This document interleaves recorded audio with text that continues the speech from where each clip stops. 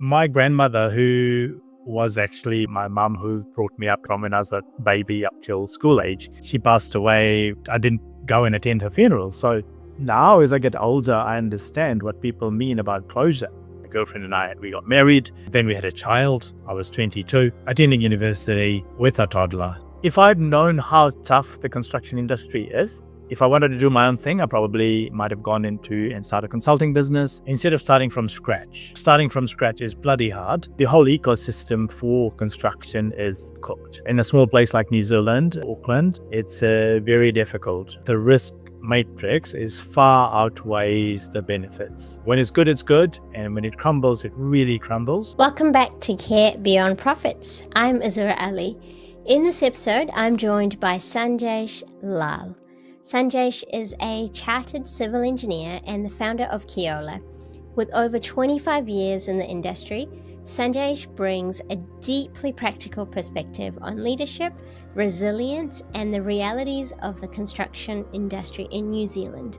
In this episode, we talk about a very special personal loss that Sanjesh experiences and his family upbringings that shaped him. He talks about building a future while raising two under-twos and the lessons that he learned from the toughest industries to survive in New Zealand. Join me in this thoughtful conversation on grit, personal values, and building beyond profits. If this speaks to you, please like, share, and subscribe below. This small gesture means a lot, and it helps this channel keep bringing more stories of leaders who care beyond profits. Thank you for your support. Let's get into it. Sanjesh, thank you so much for joining me today. It's a great privilege to have you here. It's a pleasure. Thanks for having me on. Can you tell us a little bit about yourself, how you grew up, and what was your upbringing like? I grew up in the beautiful islands of Fiji.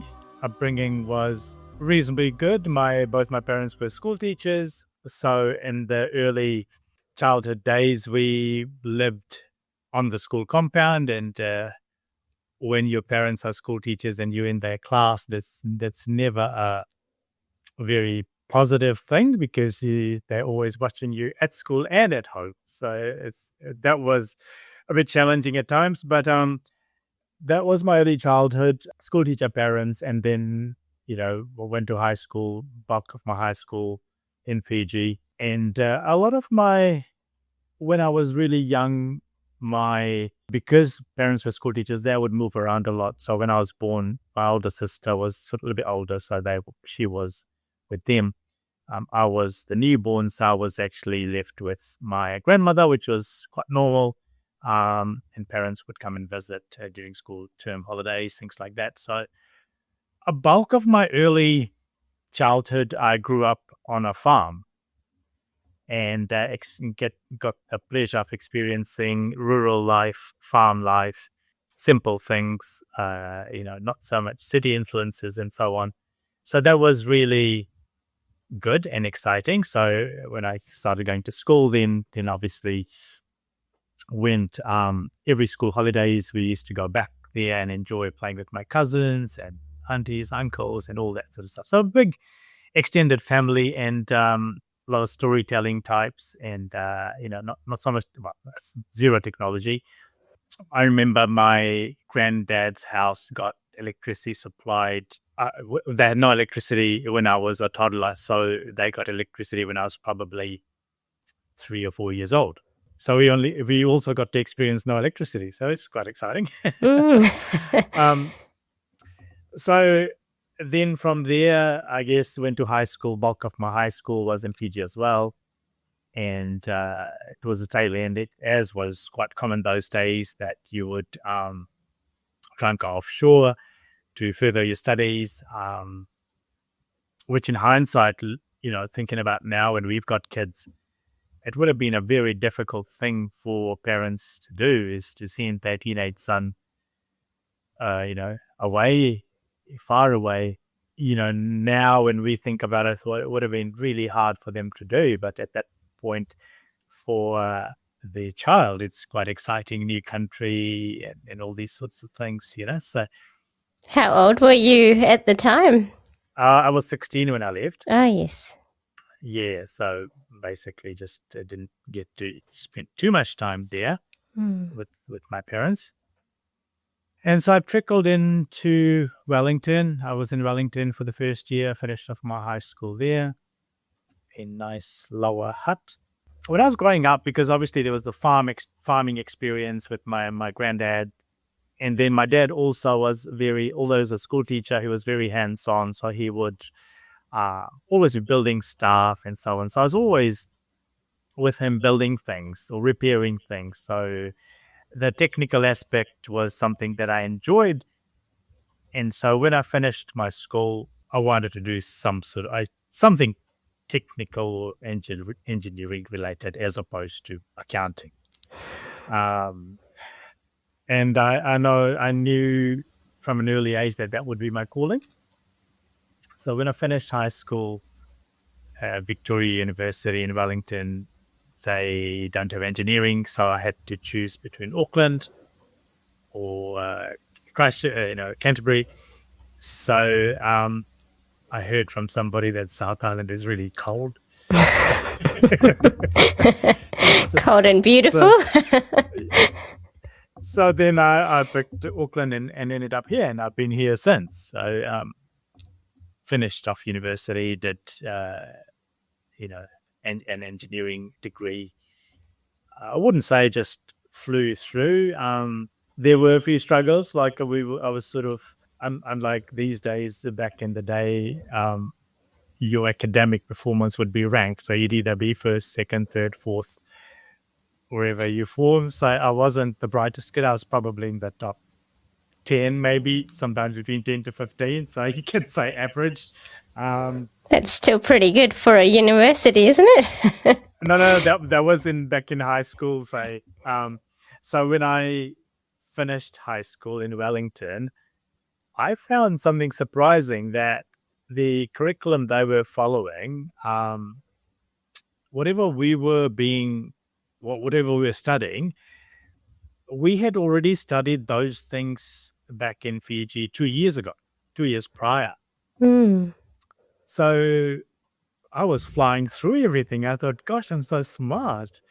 I'd seen all these things before, and it was just so easy for me. So I was just cruising along, didn't have to study much. And I found out the hard way when I went to university. That was a whole new, different ball game. And my cruisy attitude wasn't that flash. Grades started dropping down from A's to B's, and just sort of average. And I was also working part-time at the airport, freight company, FedEx, working graveyard shifts, this and that, just a bit of pocket money. And then I suppose something dramatic happened in my life, is that my grandmother, who was actually my mum, who brought me up, as I said, from when I was a baby up till school age, whom I was very attached to, she actually passed away in that time. And that hit me quite bad. So I was sort of in my second year of study. She passed away.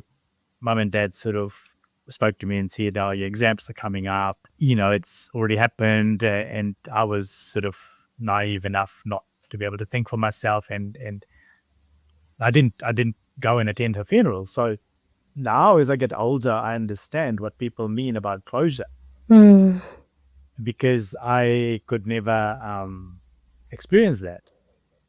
And I went ahead and finished all my engineering papers that year. I failed all of them, bar one. It hit me hard, and I attempted and did my best, but my mind wasn't there. And so that year was wasted. And then emotionally, I was just had enough in a way. So I decided at that time I had a job at the airport part-time, and I just started doing more hours, started missing more lectures, and just my brain wasn't there. So eventually I just gave up completely. I said, okay, I'm just going to work. And I was getting a bit of money, and I thought, this is the life I'm getting, I don't know, $15 an hour, and I'm happy. So I did that for a bit, maybe about a year. And it's a good environment, good learning. Airport environment's always good. There's always something happening. So I love that as a youngster. I used to quite enjoy that. But the pay increment would be 10 cents an hour, 15 cents an hour. And I thought, gosh, that's it's something decent. It's going to take a long time. So about 18 months later, I decided to go back to uni because I had just completely left. To decide to go back. In that time, we actually got, my girl, my girlfriend and I, we got married. I was still quite young. And things just kind of happened. Then we had a child as well. I was 22. Attending university with a toddler. And how was your experience? It's something that I wouldn't recommend. So I'd go to engineering lectures and I would sit at the back because I'd be still half asleep, and I'd just see somebody walking back and forth. That was our tutor, our lecturer, and it was just very incredibly difficult. But because what happens sometimes is that when the pressure builds up, you actually do find out who you are. And for me, having this responsibility as a 22-year-old, where now it's not just you being able to afford to buy food for yourself. Now you get a child, you get a family, and as well as you got to think for the future and think what you're going to do and how you're going to survive in life. And so that actually was a huge motivation for me to get stuck in, despite all the stuff, working, studying, and I managed to get through. I mean, at one point I was working part-time jobs. I was working fast food. I was working McDonald's and KFC at the same time. So I'd finish a shift here, walk, and a few hours later and go start another shift there. So it was crazy times, but you're young, you get through. So I managed to get through all of that and finish my degree in engineering, then started working, worked for a number of consulting firms in civil, and worked for a number of years, probably 10 or 12 years, and worked with various consulting firms, got a good amount of experience. And after sort of about the 10-year mark, started getting a little bit bored of the same thing year after year. We used to do quite large subdivisional work, land development for our clients, and decided to. We built, or in that time also we bought a site, and wife was working. We built our first home, which was quite tough as well. A big learning experience. Prior to that, we had somehow or the other managed to wrestle up enough dollars and cents to buy our first property, which was $119,000, which was next to a creek. So when there was a bit of rain, the water would come up almost to the back door. And this is all in Auckland, I take it? Yeah. It's all in Auckland, West Auckland. And so there was a reason why I was selling that cheap, because it would almost flood. And I used to go, by that time, I used to go take our kids there in the weekends, and they would help me paint it and do all the maintenance. So I got a really good experience for them as well, to tag along with Dad and do that. So we all enjoyed those early stages. So after my consulting stint, after building our first home, by this time you've got 2 kids with your new house that you're building? Yeah, exactly right. So two under 4, I think it was, maybe. And so someone else gave me an opportunity, said, "Hey, we need help with our house. Can you help us?" And I did that, and quite enjoyed that, where you kind of learned a few things. You're able to pass on what you've learned, and someone else values your input. And said to my wife, maybe I could do this. it's quite enjoyable actually. At that point, I didn't realize how difficult the construction industry was. Followed your interest and passion. Yeah, that's right. So it was 2007 when we started, and I was still working in consulting. I was working in a smaller firm at the time, and my director at the time, he was aware that I told him that, hell, we could try this thing on the sideline, won't impact my work. And he was fine, very supportive, because he knew it's never going to work out and he's going to be back anyway. So he let me do whatever I wanted to. So it's funny though, because I started, we thought, okay, we'll put some ads in the paper and the phone will just won't stop ringing. And that never happened. If only business was that fast and easy, right? So that never happened. But we kept persevering. Those ads were really small. You used to pay $50 and you get, I don't know, 20 words or something. And that was the ad. But somehow or the other, somebody phoned me and I went and visited them. They somehow got a liking to me and gave me my very first project. That would have been an exciting moment for you. That was so exciting. And I thought, gosh, now that's it. I'm a business owner. And here we go. It's all bed of roses from here. Do you remember how far into from starting to your first call was that moment when you locked that in? Well, when I say starting, when I was thinking about it, I started putting ads in the paper saying to people I'm going to be doing that. Probably took, I don't know, a good 6 months maybe of just doing a letter drops, all sorts of things. I didn't have any email database to email people. There was no social media of any description back then. So you just had to figure out how to. So that's how that happened. And so I built the very first house for our client while I was working full time as a consultant at another firm.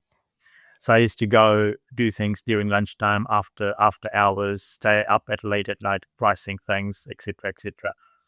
And so that went really well. As soon as we finished, we started, looking at, we saw this thing called Master Builders Award, and we said, oh, this is a housing, award of some description. Maybe we can enter it. So we did. We entered that. And, they obviously get through a vetting process and all this. And after a while, we got a letter saying that, this awards nights are on, and we went there and we actually won an award. And it was congrats. It was a bronze award for House of the Year under some sort of category. And we were just over the moon, like, first house. So we must be doing something right. That's very cool. So that was gave us a bit of a boost to do that. And meanwhile, I'm still working at my day job, and started to sort of try and find other work. And I said to my director that, hey, I'm needing more time. And so he did, okay, fine, you work 4 days if you want, work 3 days. It was very flexible, because eventually I'm going to come to my senses and say it did work out. And so my consulting versus my actual business was sort of consulting time here, business time here, and then slowly just sort of like about equal. And then it took over. And so I resigned. I said, I can't do both of these things. This needs my full focus. I remember typing up a letter, handing it to my director, and he looked at it, he scrunched it up, and he threw it in the bin. And said, what's the problem? Like, what do you need? More hours, or how can we make it work? And I said, no, I'm not gonna. I'm just like, I'm gonna have to focus on one thing. He wouldn't take no for an answer. So my office was there. It was a small firm, so I had my own office set up.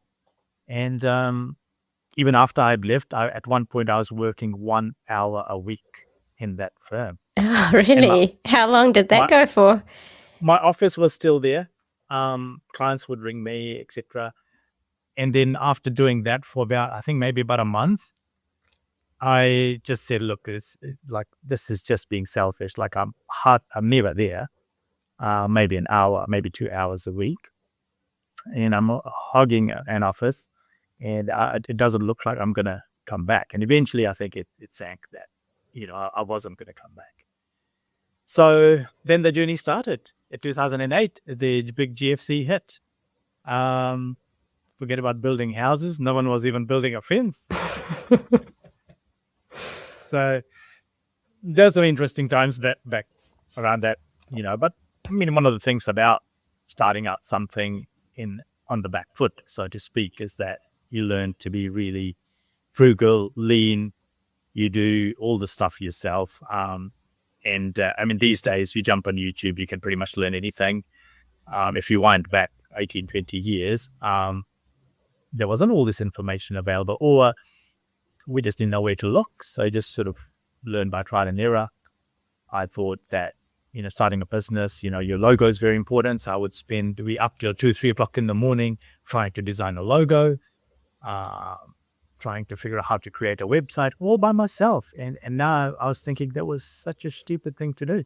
I wasted all this time. So you did everything from scratch, end to end at that point?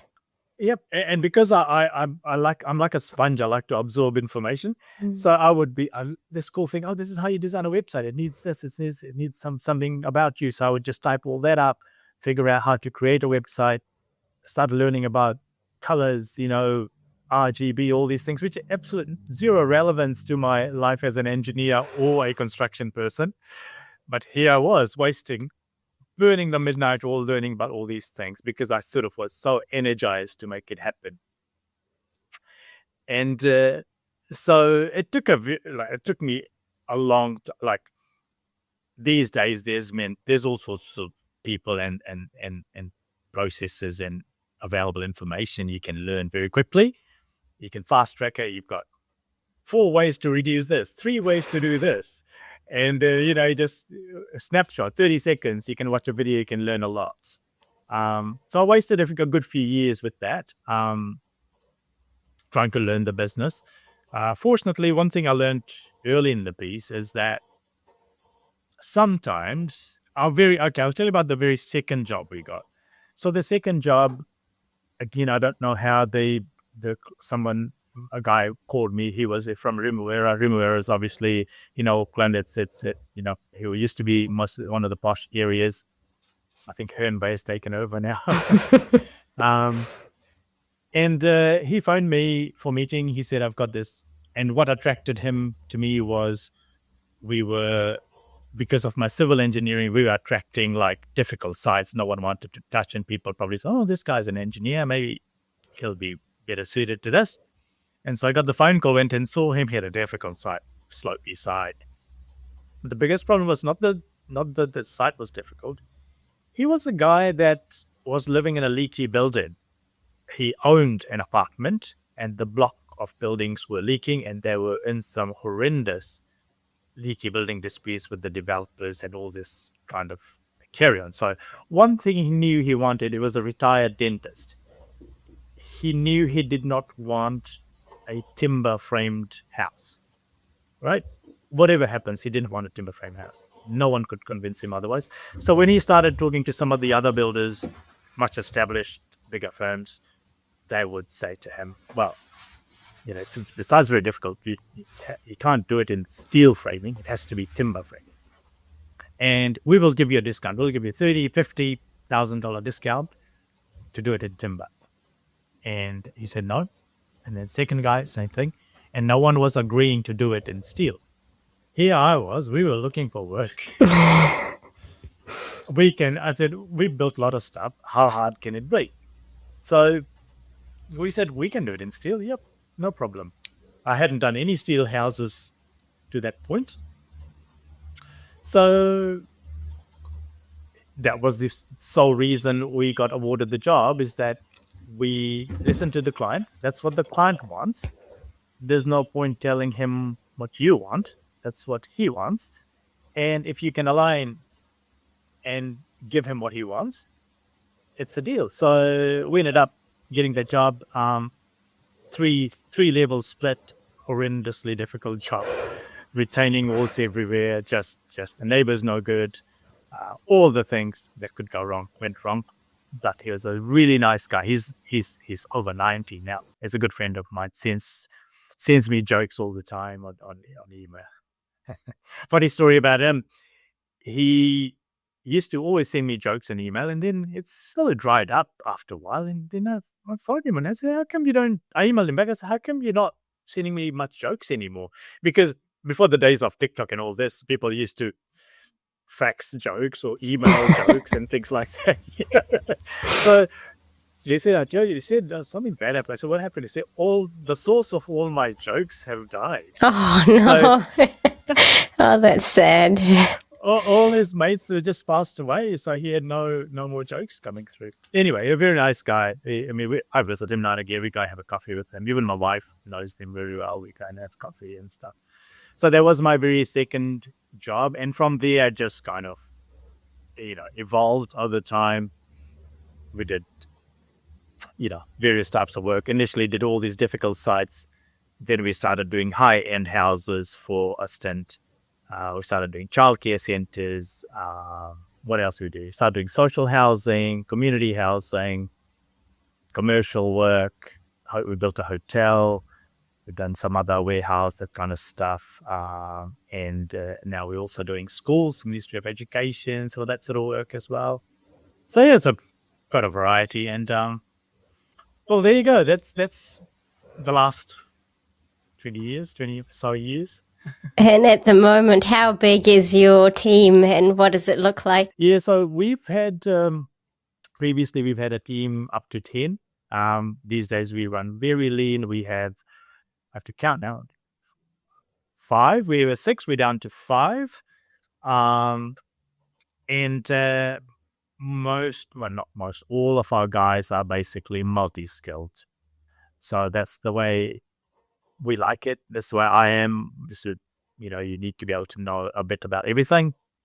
And that's how our guys are. So we don't actually, and our scale of projects effectively can run anywhere from, say, 1 million up to 15 million. We could easily do with the same amount of staff. We don't need many staff. You just need the right type of people with the right attitude, the right hunger to learn about things, as I was. That's what I'm trying to brush off to them. And so far, it's been really good. We've done lots of complex projects with a very small team. Put in perspective, last year we finished a community housing project, which was 8 units, I believe, 8 units. And we got a very nice award. It was a regional award all the way from Coromandel to Auckland. It was a regional award, House of the multi-unit category. And we were so happy with that. And then a few weeks later, we got a notification that it's actually been shortlisted in the top 100 in New Zealand. Wow, well done. And we were just over the moon, and we thought, gosh, this is just unreal. And this was last year, did you say? Sorry, I missed that. Last year, last year, 2025. And so the awards night were in Christchurch, so we went to Christchurch for that. And we were then ranked in the top 3 in that category. Wow. And we were just blown away, and we thought, gosh, now, obviously, I didn't do all of that. I didn't make it happen. It was just the team, the level of the quality that, people put in, the communication, everything, just the whole package. And the clients were so happy as well, because it was their project. It's a community housing project against multi-million-dollar, developments. So yeah, that's just an aside about the team and how good they are. Like, this, you can't talk any more highly of them, to be honest. Yeah, so lean team. Thank you for sharing that. Now that we've sort of touched your journey and a little bit about your team, I want to talk a little bit more about the way you lead and what shaped you, because you've come through quite a journey. And I'm sure there's been ups and downs around there, as you've highlighted. So starting with the first question I have for you is the mindset or a belief that you've had to unlearn in this process over the years. I suppose when you're starting out, your advice, people tend to kind of lean on in our game a lot on consultants. So there's a consultant for everything you can dream of. And I've found over the years that my thinking, I've unlearned that, hey, this guy's the specialist in this field and let's just trust him fully for her, is not true, because we've just learned over all sorts of projects that you need to become a master of your craft. So you need to learn a lot about a lot of things and at least have a working knowledge. You cannot 100% depend on consultants to always give you the right advice. So I've had to unlearn that part where someone gives you a solution, an outcome, and you kind of learn to question, because I've got a engineering fact with engineering thinking, and you always challenge things, which is it's kind of like called an engineer's curse, because you can't just let it go. You kind of, you've trained it to question things as to why this beam is this size, and it doesn't look right, and say, why is this size? And can someone like prove to me why does it have to be this size? And that it's annoying to the other sides, because that, am I the engineer or are you the engineer? So, but I just can't help it. This has been, one of the things I wish I could let go more and just trust people to do it. The only people I trust is the people that work with me every day. They know all the challenges we've been through, how we've got out of challenges. They've lived through all of that with me. And they understand the reason I'm questioning this, because I know some of these things, where they end up eventually. So that was one of the key things, I think, in terms of personality, is to understand who you are. What are your strengths and weaknesses? My strengths are numbers, technical stuff. My weaknesses are people. I could never be an HR person, put it this way. I could never be an HR person. You've touched on a few things about yourself. If one of your friends was describing you, how would they describe you as a person? I'm very open and transparent, like to my detriment sometimes. I can't. I know people who would just hold back a lot of stuff. They say, "Oh, we shouldn't be telling him this," whereas I've already said the things out before I actually think about, well, I shouldn't have said that. So I'm literally an open book. What I say, I genuinely mean, and some people might think that it, might be, I don't know if it's a good skill to have, a bad skill to have, but I'm literally an open book. I will say whatever's on my mind, and I would rather people say whatever's on their mind to me, and then we can work out some formulas and write it down and try and explore the solution. So that's really kind of, if someone were to describe me, I'm very compassionate with things. Like, I would give the shirt off my back to anyone in need, and I don't learn from those. Like, when it comes to people and I can see someone needs help, I've literally, I was walking down the supermarket one day. This guy outside looked a bit shabby and said, "Hey, how's it going?" I had a chat with him. He said, "Oh, it's my daughter's birthday." Gave me the sub story, and like, he just got me. We went to the supermarket. I bought $250 worth of groceries for him, and I don't know if that was a good thing or a bad thing, but yeah, a week later, I see he's back there asking for money. So it's it didn't bother me. I just said, "Hey, look, he's obviously, I didn't give him money. I bought him groceries, and I felt really good." So quite compassionate in that sense, I would say. What's the word? When I see people in need, I forget everything else. I kind of get a bit emotional, and I get conned easily by those sorts of people. So many times, it's just unbelievable. But at It's the a end of the very day, kind gesture, though, Sanjesh. Not a lot of people will stop and do that these days. and then you think, if those were people that had, I don't know, that were sitting in a mansion somewhere, that wouldn't be out on the street asking for $5, for example. Exactly. You know, Yeah. That's very beautiful. You touched on some really interesting points there. I want to ask you if you had three values that you can choose, what would that be that you try to live by personally? I think number one would be being compassionate.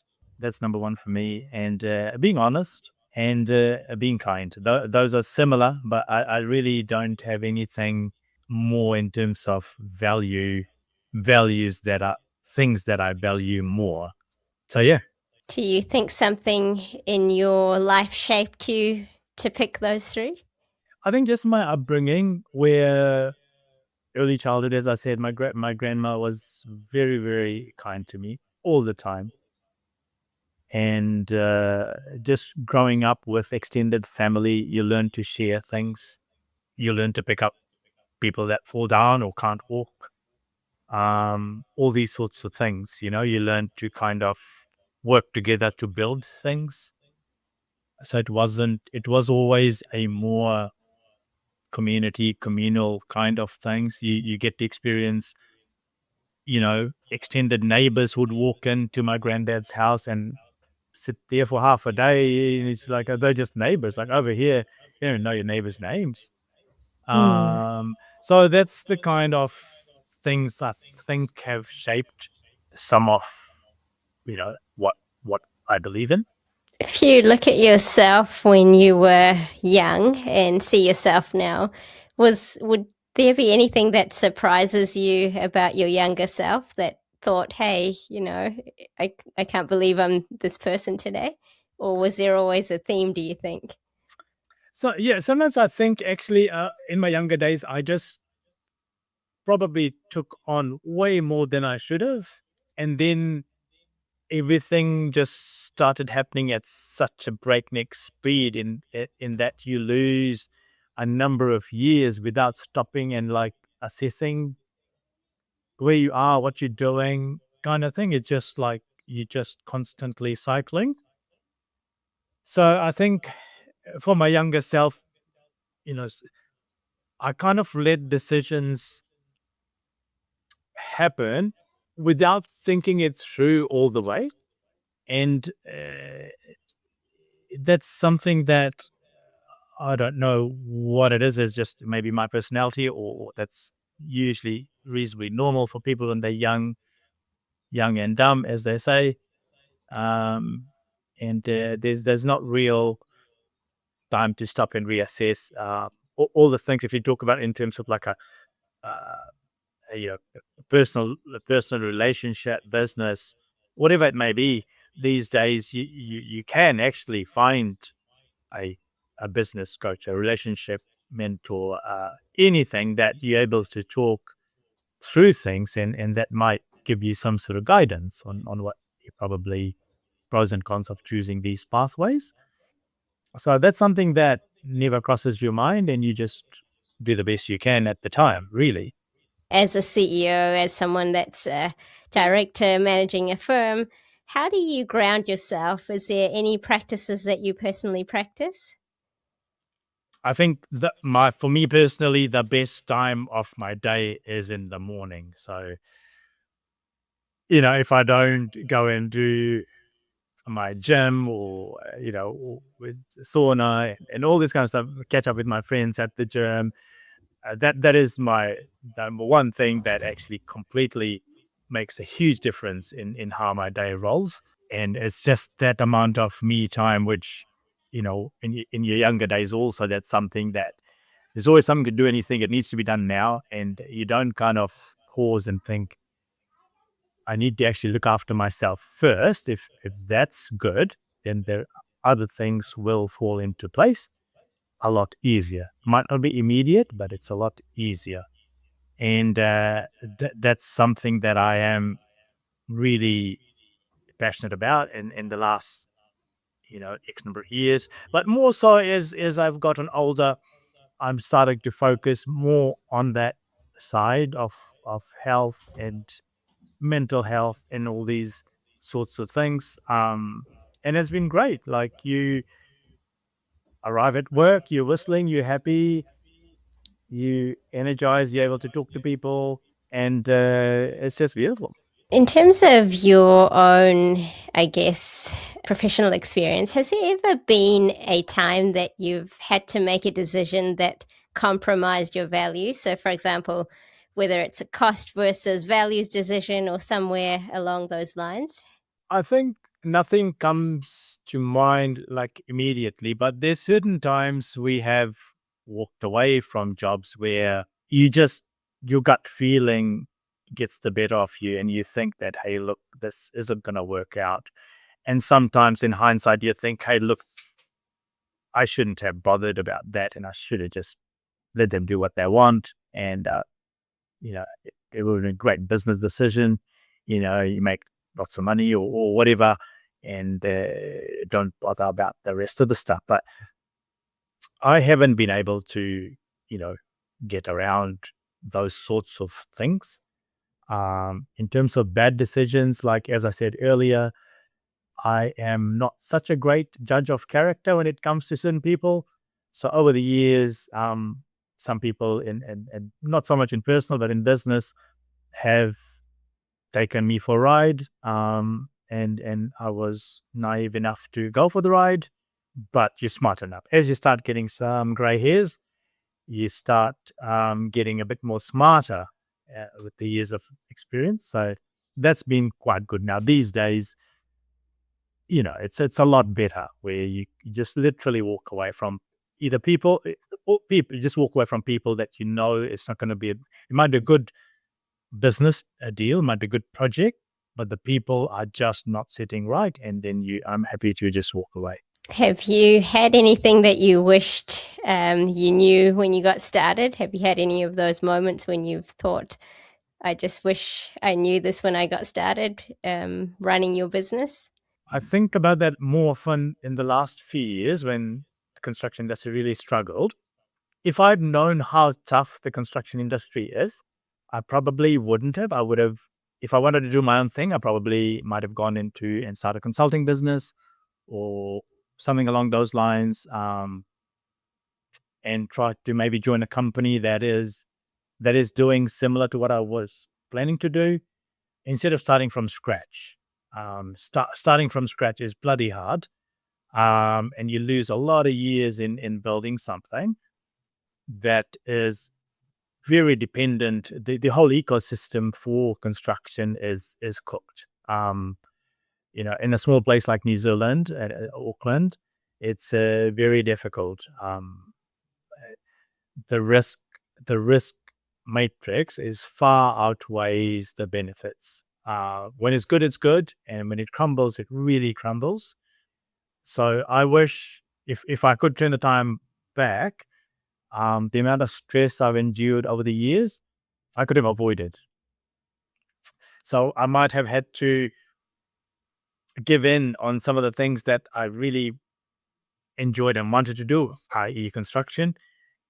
On balance, it probably would have been smarter to just peel back what you really want to do and focus more on what you should be doing. And that is a very difficult proposition to accept, which is the correct pathway. You want to be happy and do stuff that you're passionate about, or you want to do stuff that's easy and makes you lots more money, etc., etc. So one of the parameters I use is it's even on our whiteboard in the office, is that the time is the currency. It's not money. Time is the currency. If you can save time because 1 minute goes by, it's not coming back. Money you can lose some, you can make some more. It's just a rolling thing.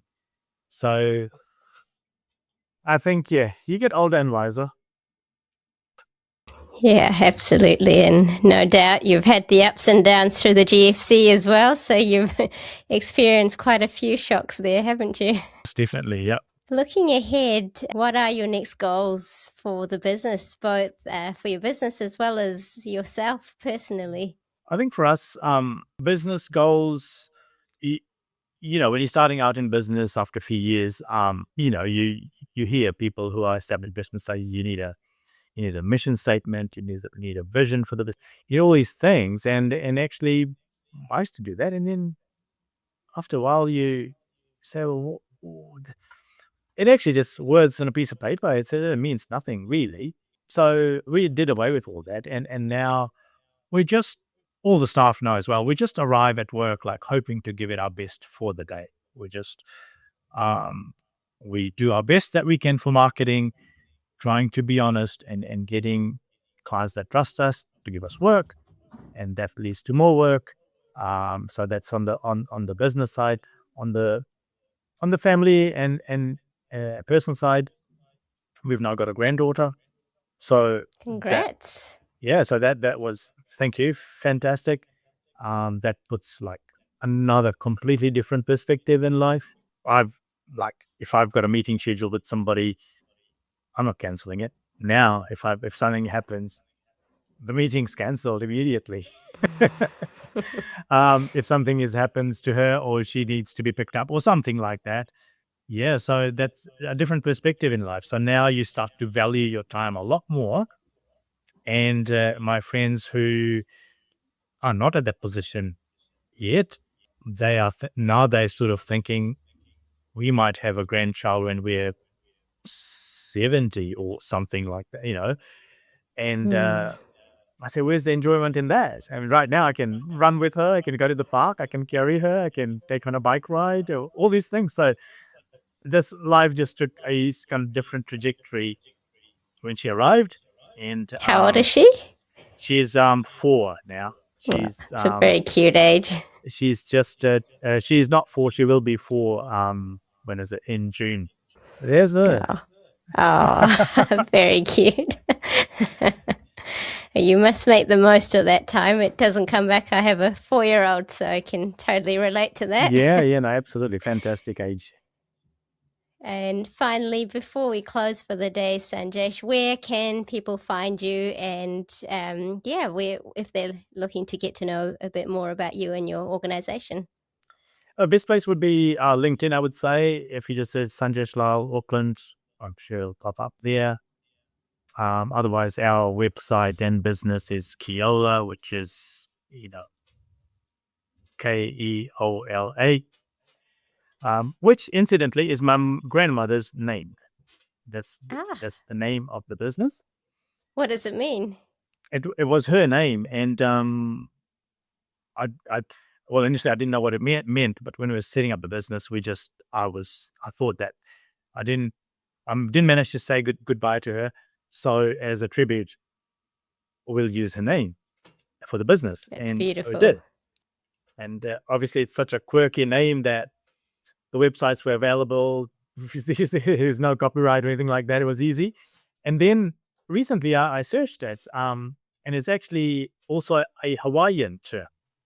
So in Hawaii, it means something, something like a winner or something. And so that was like quite a blessing in disguise that the name had a dual meaning for me, and the meaning in Hawaii was actually also pretty good. So it's a win-win in the end. It's a win-win, definitely. Yeah. So so LinkedIn, website, we sort of like, you have all this knowledge and experience, and I'm trying to get a YouTube going, which is at the moment stagnant on the side, just trying to get just talking about experiences and things that relate to the things that I'm passionate about. And it's going very slow at the moment. Well, we can always link that back into this episode once it's ready. So happy to do that too. Yeah. Thank you so much, Sanjesh. It's been such a pleasure talking to you. I've really valued your incredible insights. Thank you very much for sharing your story today. Thank you. No, really, really appreciate you having me here. And it was very, very good. Thank you. Thank you for tuning in. I hope you enjoyed today's conversation and got as much out of it as I did. As always, if this episode speaks to you, please like, share, and subscribe to Care Beyond Profits. I appreciate you, and until next time, keep caring beyond profits.